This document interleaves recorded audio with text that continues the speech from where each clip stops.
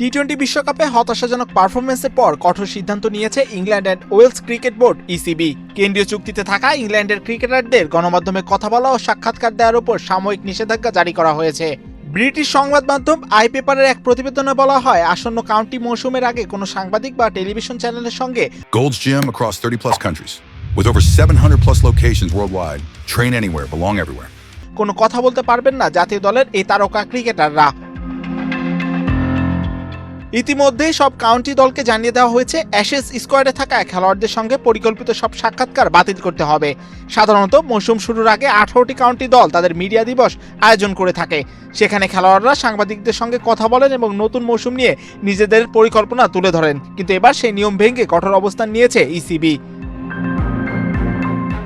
এর ফলে Ben Stokes, Joe Root, Harry Brook, Zak Crawley, Ollie Pope, Mark Wood ও শোয়েব বশিরের মতো তারকা ক্রিকেটারদের আপাতত মিডিয়ার সামনে আসতে মানা করা হয়েছে।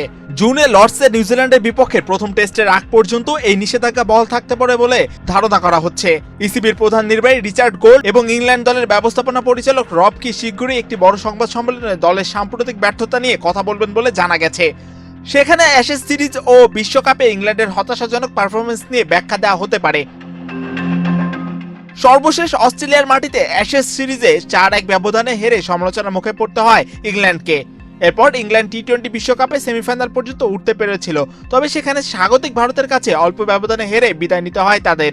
এর আগে এই বিষয়ে স্কাই স্পোর্টসকে ইংল্যান্ড দলের কোচ ব্রেন্ডন ম্যাককালাম বলেছিলেন, গত কয়েক বছরে আমরা অনেক ভালো কিছু অর্জন করেছি, কিন্তু এখনো সব ফরম্যাট মিলিয়ে এই দলের সঙ্গে অর্জন করার মতো অনেক কিছুই বাকি রয়েছে।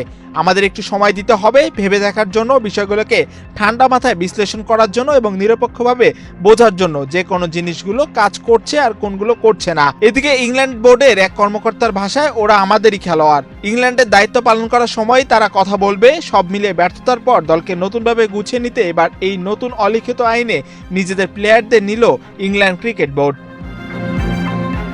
এম মাহিউজ্জামান, বাংলাদেশ প্রতিদিন।